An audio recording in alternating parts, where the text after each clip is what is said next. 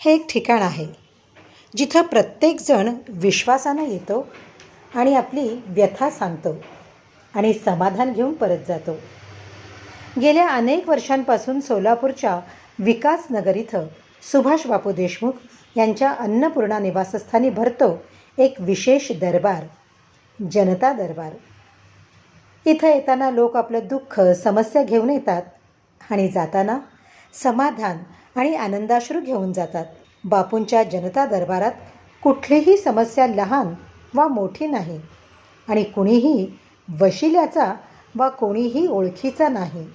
लोक फक्त आपल्या समस्यांसाठीच नव्हे तर बापूंनी दाखवलेल्या मार्गदर्शनासाठी आणि त्यांच्या असाधारण व्यक्तिमत्वासाठीही येतात.